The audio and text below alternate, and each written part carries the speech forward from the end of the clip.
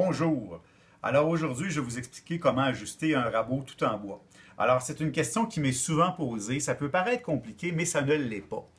Alors c'est une technologie ancienne, c'est certain, mais c'est quand même quelque chose de très efficace. Alors le rabot que je vais utiliser pour la démonstration, c'est une varlope. Alors c'est une varlope de marque Monty. Alors, elle a été fabriquée au Québec, en fait, tout près de Granby, à Roxton Pond. Alors, elle a été fabriquée dans l'atelier d'Adélard Monty.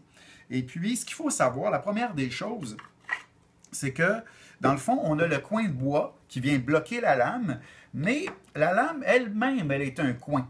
Alors, si on regarde ici, de ce côté-là, on voit qu'elle est plus épaisse que ici.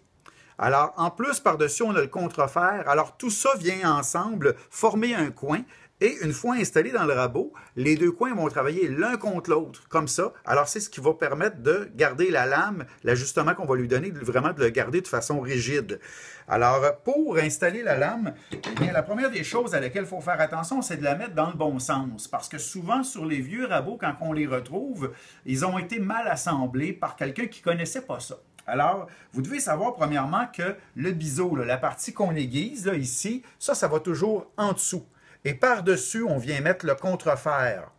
Et donc, la vis se retrouve en dessous de la lame. Alors, quand on installe notre lame dans le rabot, il faut que le biseau soit en dessous et le contrefer par-dessus, comme ça. Et ensuite, le coin, on installe le coin par-dessus. Il faut le mettre dans le bon sens, lui aussi. On le met comme ça. Alors, je ne sais pas si vous voyez, là, il est vraiment parallèle à la lame. Si vous voyez un coin qui est installé comme ça, c'est pas bon. Alors, il faut vraiment le mettre dans le bon sens. Et moi, ce que je vous propose, pour que ce soit plus simple d'ajuster le rabot, c'est toujours de vous installer sur la planche que vous allez raboter ou un bois de la même essence. Alors, on met notre lame en place, on met le coin et on vient donner un petit coup de maillet pendant que c'est toujours sur notre planche pour bloquer le coin. Alors, on peut maintenant faire un essai. Alors, on voit que du premier coup, on a la bonne épaisseur. Donc, comme vous voyez, ça va très bien, c'est très agréable. Alors maintenant, pour faire les petits ajustements, si notre copeau il est un petit peu plus épais d'un bord que de l'autre, on peut donner des coups sur le côté, soit de ce côté-ci pour la faire basculer comme ça, ou de ce côté-là pour la faire basculer comme ça. Très important, après chaque petit ajustement, on vient redonner un petit coup sur le coin pour s'assurer que tout est solide. Ensuite, si vous voulez prendre un copeau un peu plus épais, on donne un coup sur la lame. Encore une fois, après, on vient resolidifier notre coin. Et si on veut prendre un copeau plus mince, on veut que la lame relève, on vient donner un coup ici en arrière, comme ça. Et on vient encore une fois donner un coup.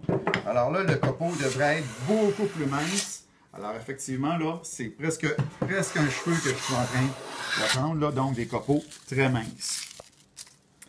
Maintenant, si je veux faire, si j'ai besoin d'enlever la lame pour faire la maintenance, alors donc, on prend le maillet et là, on donne un coup en arrière sur le talon du rabot. Si vous remarquez aussi sur ce modèle-là, il y a aussi une cheville de bois ici. La cheville de bois, c'est pour justement nous permettre de frapper ici. Dans le fond, pour reculer la lame ou la débloquer, on peut cogner soit ici ou sur le talon. Mais si vous remarquez sur ce rabot-là, il y a probablement des coups qui ont été plutôt imprécis parce que le bois a été endommagé par les coups de maillet. Alors, c'est pour ça que moi, j'aime toujours mieux donner un coup comme ça en arrière. Alors, un bon coup et ça vient nous permettre de débloquer la lame et de sortir tout ça pour faire l'aiguisage. Alors, je vous remercie de votre attention et je vous souhaite beaucoup de plaisir avec ces anciens outils qui sont vraiment, qui ont beaucoup de charme. Merci.